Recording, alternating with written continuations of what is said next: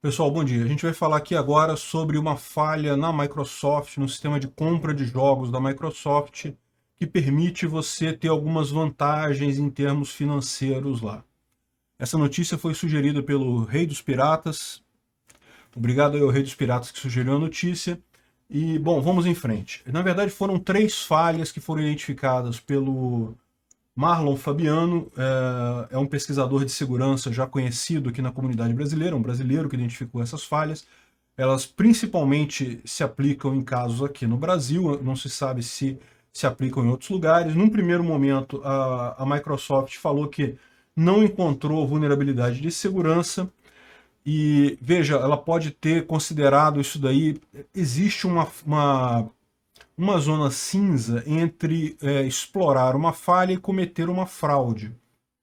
É uma zona cinza, certamente, dependendo da situação. Agora, é um fato que, de qualquer forma, existe fragilidade de segurança no sistema. E tanto que a Microsoft disse depois que consertou o problema, resolveu o problema e evitou esse tipo de coisa. Então, tem algumas observações que nós, como desenvolvedores, precisamos prestar atenção neste caso.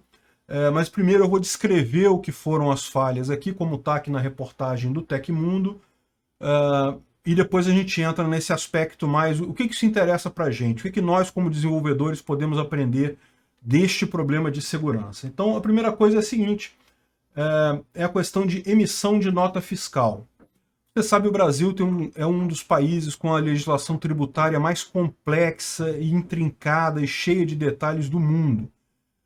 Imposto tem no mundo todo, é verdade, mas imposto de forma tão complicada, tão cheia de coisas como aqui no Brasil, não existe em lugar nenhum no mundo. É só aqui no Brasil mesmo que a gente tem esse absurdo. E isso leva muitas vezes a empresas adotarem soluções apenas para o mercado brasileiro. Por isso, talvez esse problema que o pessoal identificou aqui não seja um problema mundial, seja um problema específico do Brasil. Isso é muito comum, porque justamente muitas empresas, até multinacionais, são obrigadas a criar vários gatilhos na versão brasileira do sistema delas para comportar esse sistema de tributação caótico que a gente tem aqui no Brasil. Então, qual que é o primeiro problema? O primeiro problema é que você consegue emitir nota fiscal de um jogo que você não comprou.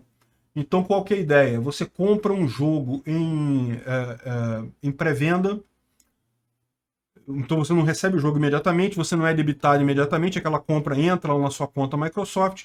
Quando o jogo é lançado, daí eles teriam que fazer o débito do seu cartão, mas você botou um cartão que não tem saldo, ou um cartão inválido qualquer, e aí nesse caso eles não conseguem mais debitar o valor do jogo, então em tese você não ganha o jogo. Até aí tudo certo. A questão é que você consegue, deixa eu mostrar aqui, ele mostra que você pode clicar aqui e emitir a nota fiscal. Então você clica ali, ou seja, a compra do jogo foi recusada, você clica ali e pode receber a nota fiscal daquele jogo, apresentar a nota fiscal daquele jogo. E você sabe, em alguns lugares aqui no Brasil, particularmente em São Paulo, você tem um programa Nota Fiscal Paulista, que o consumidor pode resgatar parte dos valores que foram pagos para o estado de São Paulo, acho que 30% do valor do SMS, coisa e tal. A lógica desses programas do governo é incentivar usuários a pedir a nota fiscal, porque daí o governo ganha mais, né, em termos de arrecadação. Na prática, o governo abre mão de uma parte daquilo que você mostrar a nota para ele, né? Traz o consumidor como uma espécie de fiscalizador do processo de venda, né? Então, existe esse programa. Então, em tese, se você consegue emitir uma nota, você consegue receber esses 30%. Qual que é o problema aqui? O problema aqui é que provavelmente você consegue receber esses 30% porque a Microsoft efetivamente emitiu a nota, ou seja, ela efetivamente teve que pagar os impostos. Então, o fato de você ter cancelado a compra é uma coisa muito ruim para ela, é um problema, na verdade, do nosso sistema tributário super complexo. Existem várias situações em que isso acontece. Você emite a nota, o cliente não paga, e aí, como é que você faz? O governo não quer nem saber, você tem que pagar o imposto daquela nota, mesmo que o cliente não tenha te pago. Então, enfim, de qualquer forma, é uma fragilidade. Eles poderiam consertar isso, imagino que eles consertaram, né? Talvez só emitir a nota no momento da confirmação do pagamento, ou fazer uma checagem prévia no cartão de crédito, né? Tem como fazer isso, mesmo que você não debite do cartão de crédito o valor do jogo, você já reserva aquele valor lá.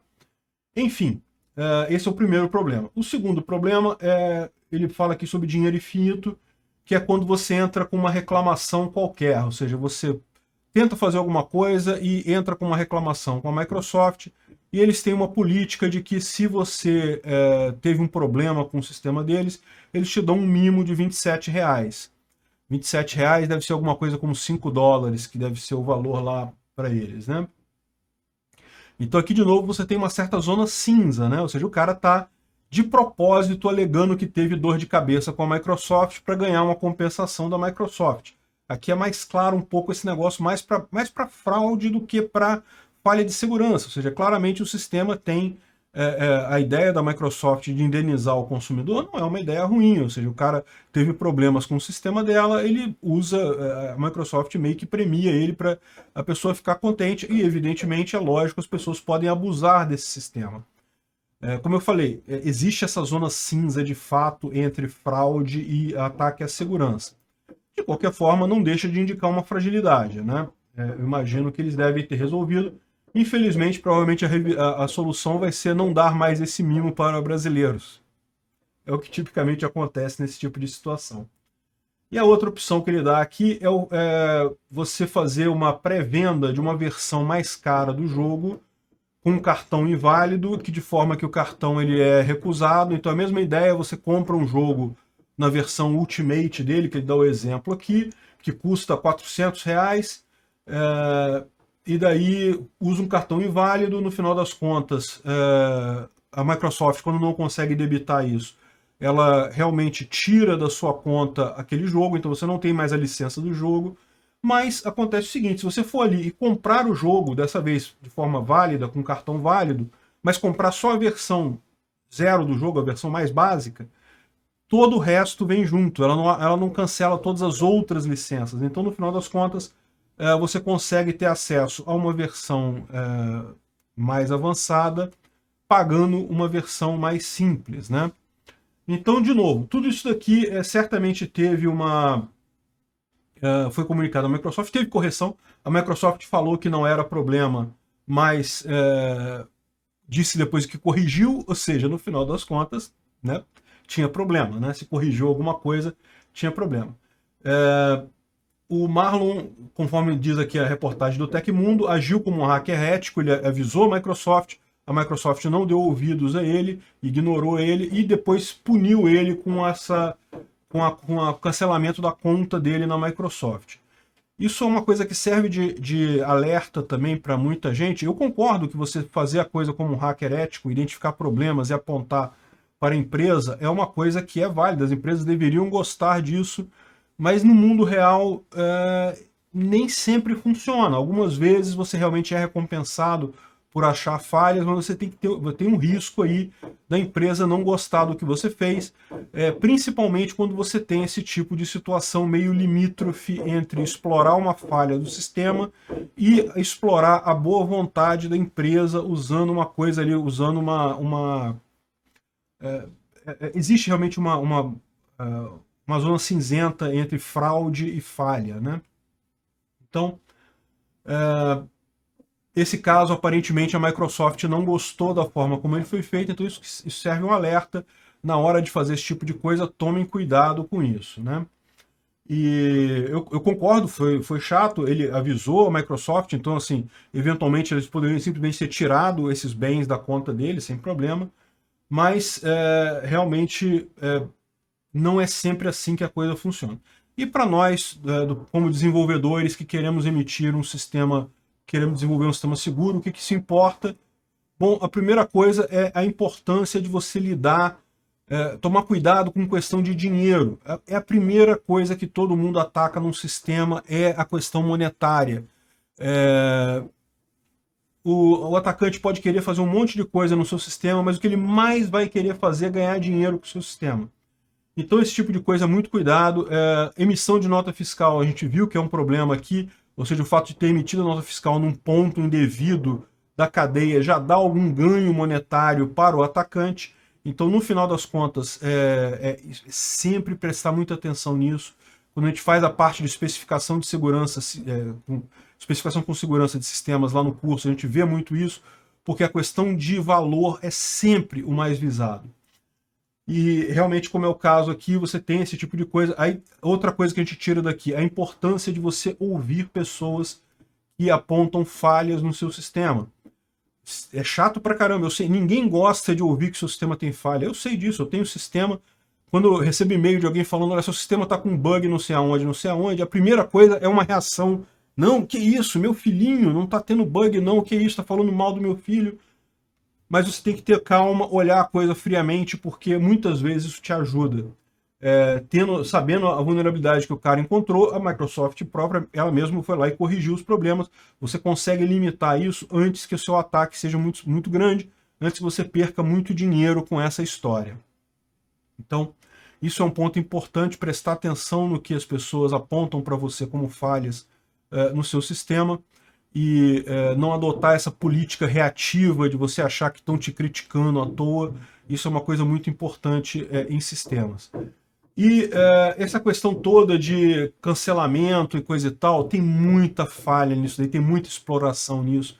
É impressionante como é que o pessoal consegue sempre explorar muita coisa.